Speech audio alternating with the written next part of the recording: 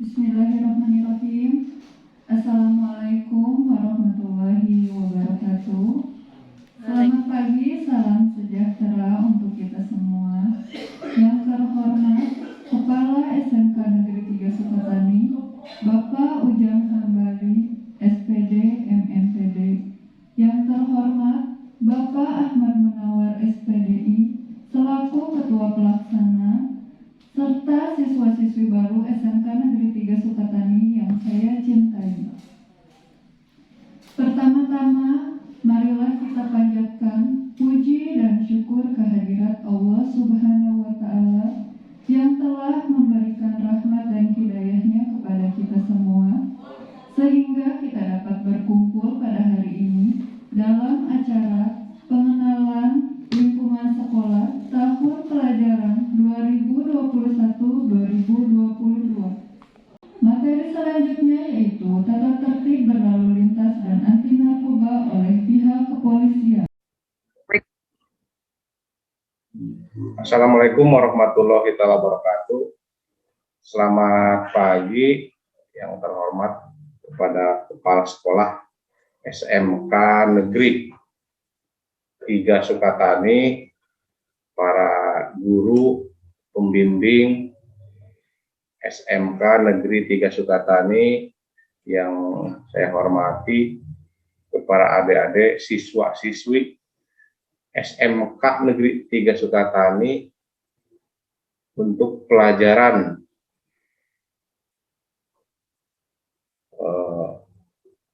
tahun pelajaran 2021-2022.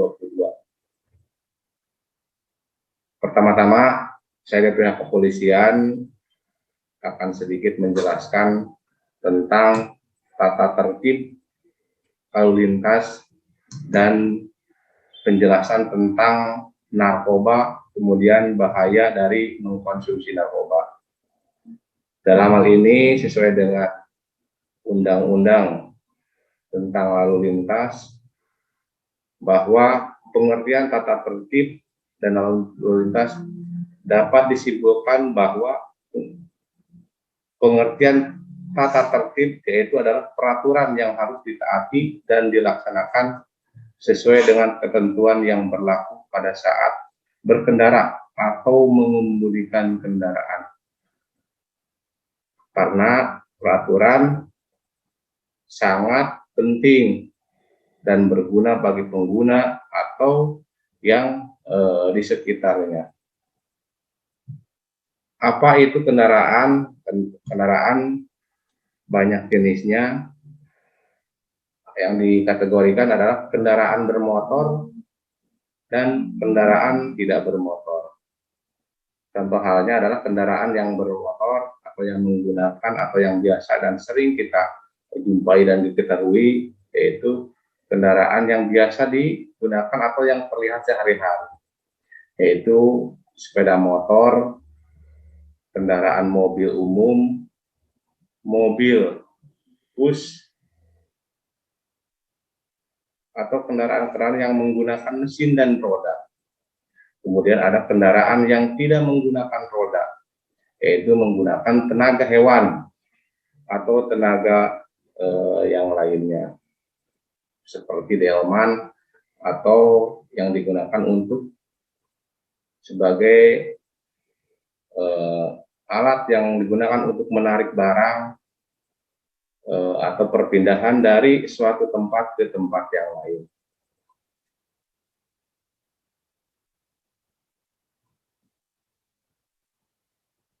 Dalam hal ini, dalam berkendara ada resiko yang biasa atau yang lazim atau yang sering kita ketahui adalah terjadinya kecelakaan lalu lintas. Apabila kita melanggar dengan tata tertib tersebut, resikonya adalah kecelakaan.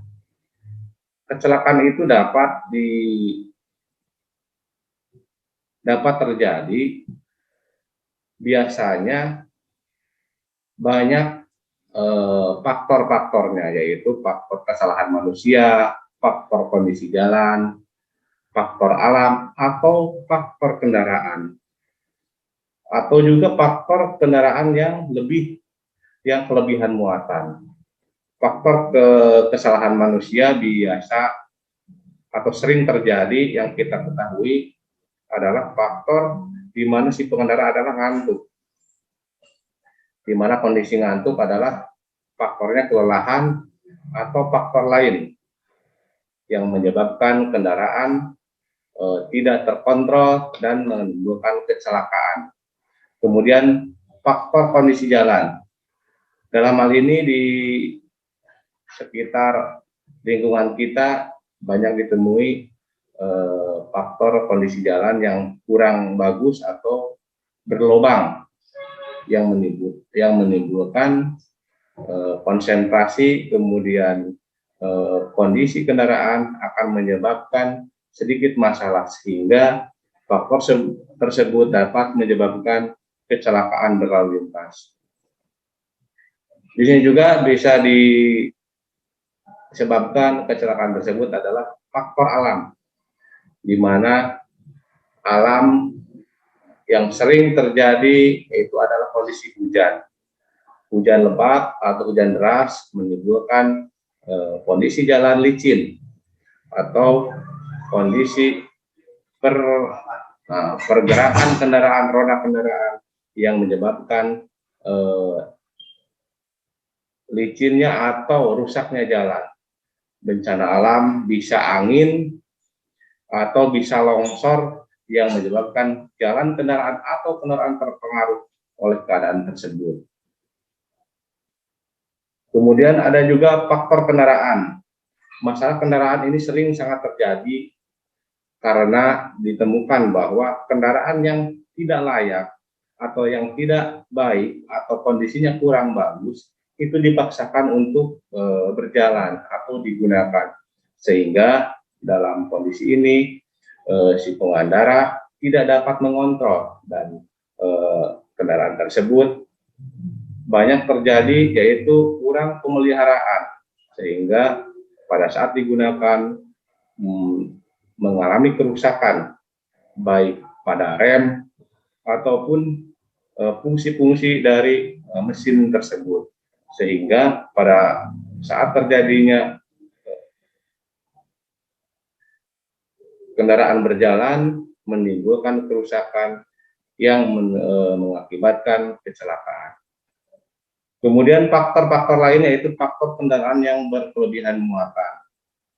Di sini banyak terjadi akibat dipaksakan kendaraan tersebut, mulai dari mobil penumpang dengan kapasitas 5 atau 6 orang atau 4 orang dipaksakan karena melihat situasi dan kondisi, sehingga beban kendaraan yang tidak standar dengan penumpangnya mengakibatkan kerusakan yang mengakibatkan kecelakaan karena beban yang tidak kuat dari kendaraan, ataupun kendaraan yang berat, kendaraan mobil yang mengangkut barang-barang itu dipaksakan sampai melebihi ketinggiannya dan beratnya, yaitu dapat menyebabkan kecelakaan baik kepada kita yang mengendarainya ataupun kepada orang lain.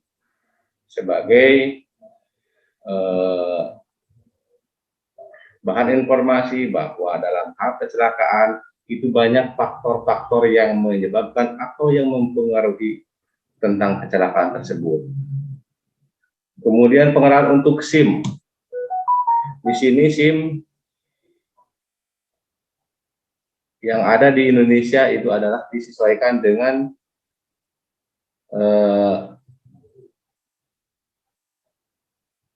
kebutuhannya. Jenis-jenis SIM di sini banyak. Ada SIM A, SIM B, SIM C, dan SIM D. Yang populer atau yang biasa dilakukan adalah SIM A, yaitu untuk kendaraan atau yang biasa digunakan untuk kendaraan mobil. Kemudian untuk mobil yang tidak melebihi dari 3.500 kg. Kemudian SIM B1 dan SIM B2. SIM B1 biasanya dipakai untuk menggunakan kendaraan atau mobil penumpang. dengan barang perawatan dengan lebih dari 3.500 kg. Biasanya kendaraan tersebut dimaksud ketika memiliki SIM B merupakan mobil khusus, mobil bus perorangan atau untuk angkutan barang. Selain itu juga merupakan salah satu jenis SIM B. SIM B ada satu lagi yaitu SIM B2. SIM B2 untuk yang menggunakan kendaraan alat berat, penarik atau truk gandeng perorangan. Kalau yang biasa di sekitar Sukatani adalah kontainer atau mobil pengangkut bahan-bahan material. Untuk beratnya disesuaikan dengan maksimal berat penarik lebih dari 1.000 kg. Kemudian SIM C, yang populer, yang mungkin kebanyakan masyarakat di sekitar mempunyai, yaitu SIM yang diperuntukkan untuk kendaraan bermotor roda 2 yang biasa diketahui atau sering dijumpai di masyarakat. Kemudian SIM D. Nah, ini SIM D yang jarang sekali diketahui sama masyarakat, yaitu SIM D untuk para pengemudi kendaraan khusus, memberikan ruang bagi para penyandang disabilitas yang mampu mengendarai mobil dengan membuatkan SIM D. Kalau dulu SIM D itu digunakan untuk becak, cuman sekarang diperuntukkan untuk yang para pengemudi kendaraan khusus. Nah, kemudian cara mendapatkan SIM. Bagaimana cara mendapatkan SIM? Yaitu pertama adalah kita harus mempunyai KTP, dan KTP Indonesia berarti warga negara Indonesia. Kemudian umurnya adalah 18 tahun ke atas, di mana kalau kita masih duduk di sekolah itu belum bisa mendapatkan SIM sebagai syarat untuk mengemudikan secara legal. Pada saat berkendara atau mengendaraan kendaraan, kita wajib memiliki SIM. Laki-laki, perempuan bebas, yaitu warga negara Indonesia, umur 18 tahun ke atas, sehat jasmani dan rohani, kemudian bisa melaksanakan atau lulus uji mulai dari praktek atau teori, sehingga pada saat pelaksanaannya sudah atau bisa memahami dengan keadaan jalan yang ada di Indonesia. Kemudian mengetahui aturan-aturan mulai dari dilarang berhenti, dilarang belok ke kiri, atau peraturan-peraturan lainnya yang ada di jalan raya. Kemudian untuk materi yang kedua adalah pengenalan tentang narkoba. Di sini akan dijelaskan sedikit tentang pengertian narkoba, di mana akhir-akhir ini kita sering menjumpai atau mengetahui informasi tentang berita peredaran atau penyalahgunaan tentang narkoba. Apa pengertian narkoba? Pengertian narkoba adalah penarkoba ada banyak jenisnya, yaitu dikategorikan dengan jenis-jenis narkoba adalah banyak, yaitu mulai dari kokain, ganja, ekstasi, heroin, kemudian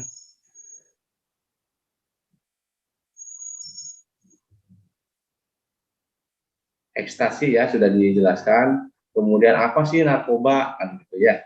Narkoba itu adalah zat atau obat yang berasal dari tanaman atau bukan tanaman, baik sintetis maupun semi sintetis, yang dapat menyebabkan penurunan atau perubahan kesadaran, hilangnya rasa, mengurangi sampai kehilangan rasa nyeri dan dapat menimbulkan ketergantungan yang dibedakan ke dalam golongan-golongan narkotika.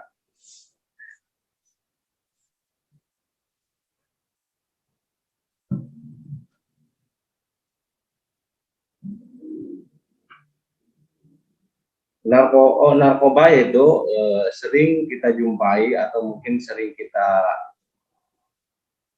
lihat di media elektronik atau media cetak atau mungkin di sekarang zamannya YouTube, banyak pemberitaan tentang narkoba.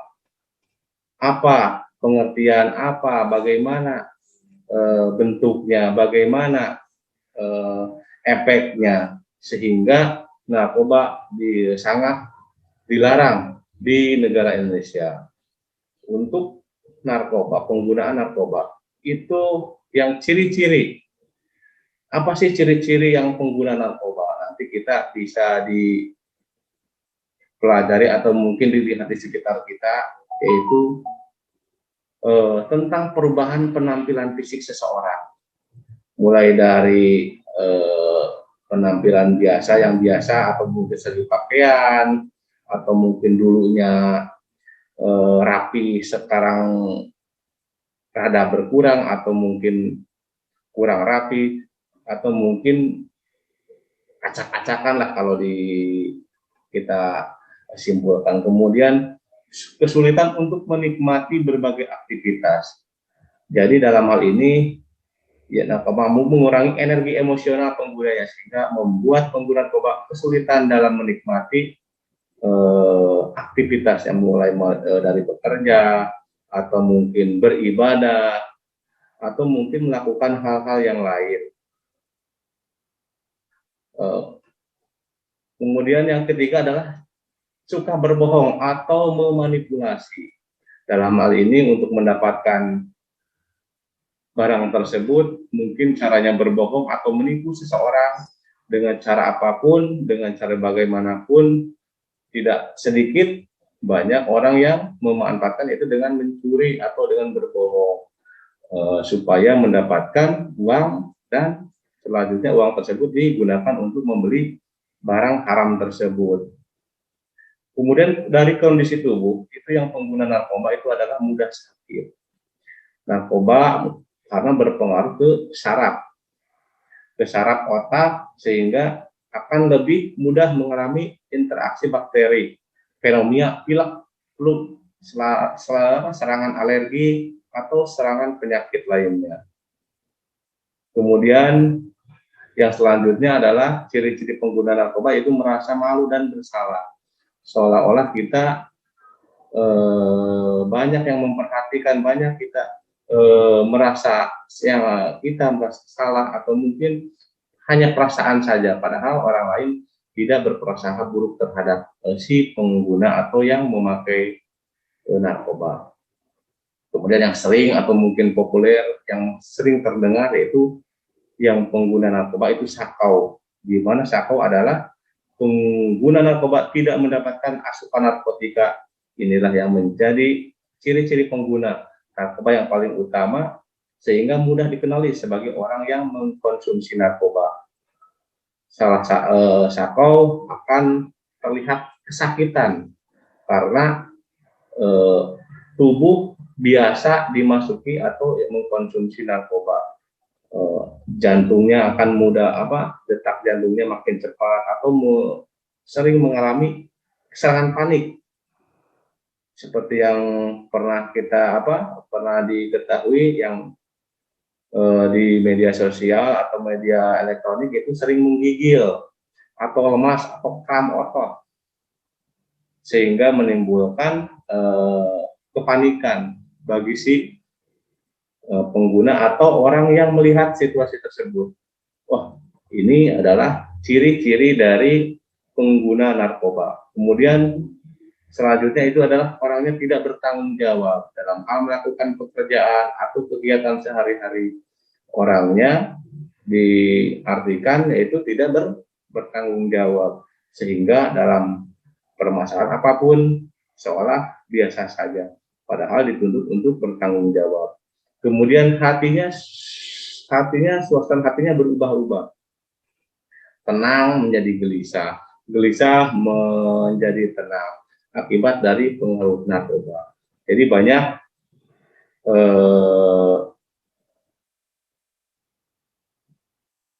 segi negatifnya dari penggunaan narkoba. Kemudian kalau bahasanya impulsif, impulsifnya apa ya? Itu pengguna narkoba makin lama makin sulit untuk berpikir secara logis dan akhirnya cenderung memilih melakukan hal-hal yang beresiko. Yaitu melakukan pencurian atau melakukan berbohong atau melakukan hal-hal yang tidak diinginkan sesuai dengan akal pikiran yang logis, sehingga orang tersebut bagaimana caranya atau harus seperti apa menggunakan atau mendapatkan barang tersebut.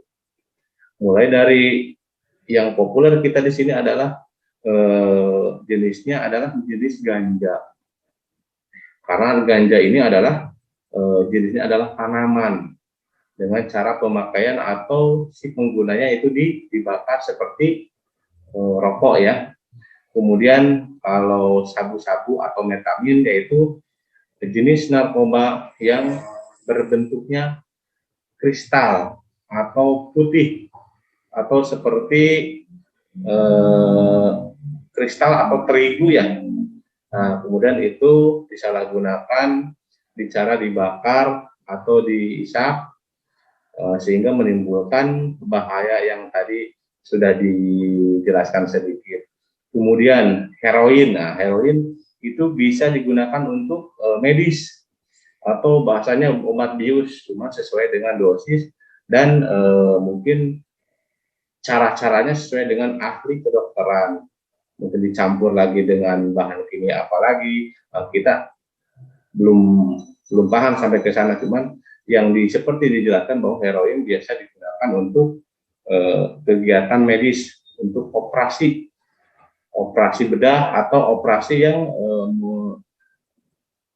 bisa mempengaruhi rasa nyeri, sehingga pada saat kita operasi rasa nyeri si orang yang dioperasi itu berkurang atau mungkin tidak sama sekali, sehingga itu bisa membantu. Nah, di kalangan masyarakat yang sering terjadi adalah disalahgunakan sehingga terjerat oleh hukum yang ada di Indonesia, mulai dari yang mengambil, membawa, memakai atau menanam jenis-jenis ganja atau yang lainnya, sehingga kita berurusan dengan pihak kepolisian dan kita dihukum sesuai dengan aturan-aturan undang-undang tentang penyalahgunaan narkoba.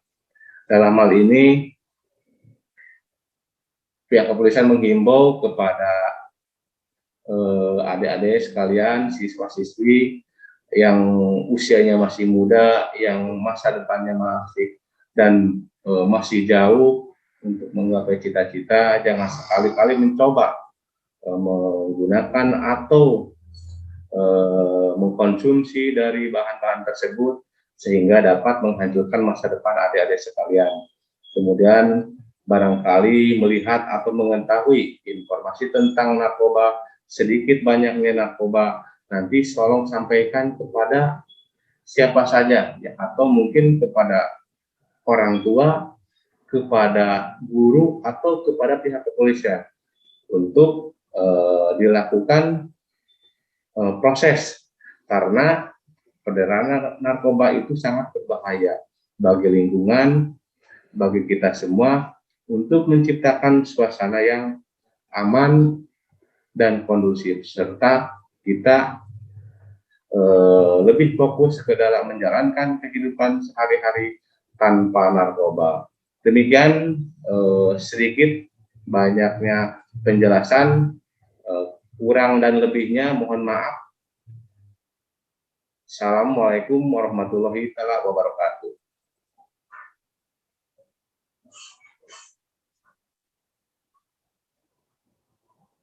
Terima kasih atas pemberian